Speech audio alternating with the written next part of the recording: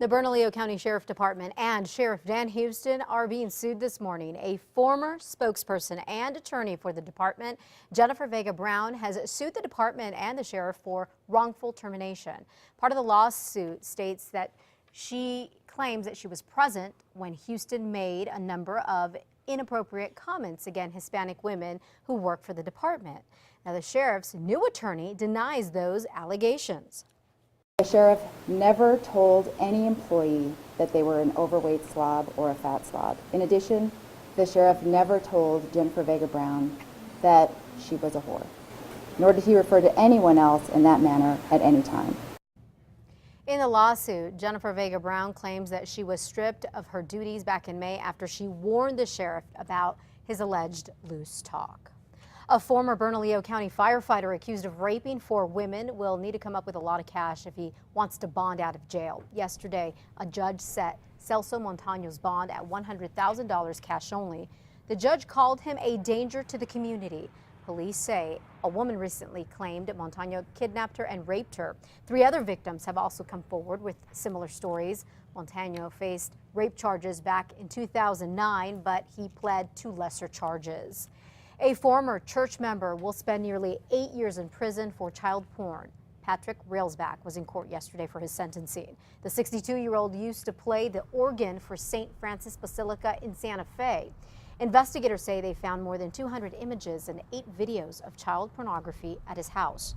After the 8-year prison sentence, Railsback will be on 10 years probation and must register as a sex offender. A former Albuquerque police officer who was arrested for driving drunk and going on a vandalism spree is expected to be sentenced today. Cops say back in 2011, April Sanchez admitted to drinking and driving to her ex-husband's house, keying his SUV, then throwing a rock through the windshield. And then this past July, East Letta police stopped Sanchez at the Hard Rock Hotel and Casino. Now, during a field sobriety test, they say she punched a cop in the chest. She could face over a year in prison. The New Mexico attorney who was involved in a shooting at his law firm not long ago has been disciplined for another incident.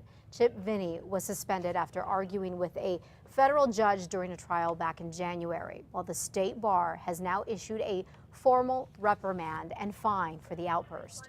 Vinny is also facing charges for shooting a man after an argument outside of his downtown law office back in August. October is Breast Cancer Awareness Month, and this weekend there is a huge event aimed at raising awareness. It's called the Race for the Cure. You probably heard about it. Our News 13's David Romero joins us live from Manzano High School with more. And David, this is a unique event and pretty critical to the fight against breast cancer.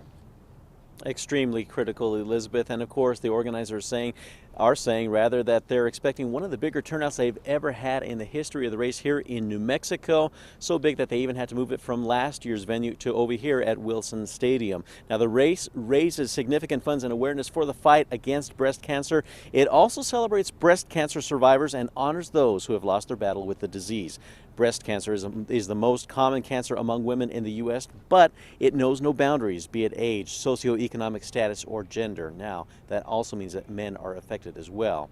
A lot of the money raised will go to help people right here with the disease in New Mexico. And it was really inspiring to see all these amazing women and a few men come out, and they have their pink paddles that say how long they've been a survivor. So you might see someone with 30 years or 3 days. And it's incredible. It's just so inspirational.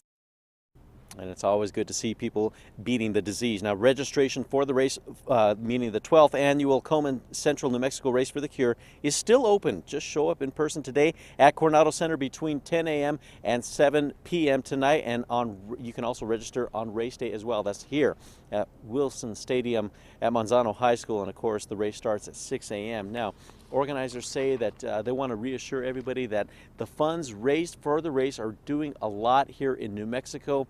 They're going to get to keep at least 75% of those funds raised, and that goes right here and stays for the fight against breast cancer here in the state. And of course, KRQE News 13 is a proud sponsor of this race. Back to you. All right, David, thank you. And Kristen Van Dyke's also going to be out at the race this Sunday, so stop in and say hello to her. By the way, the organization says they are still in need of desperate volunteers to help out with the race. For more information on how you can help out, we have posted a link on our website. Just head over to krqe.com and click on news links.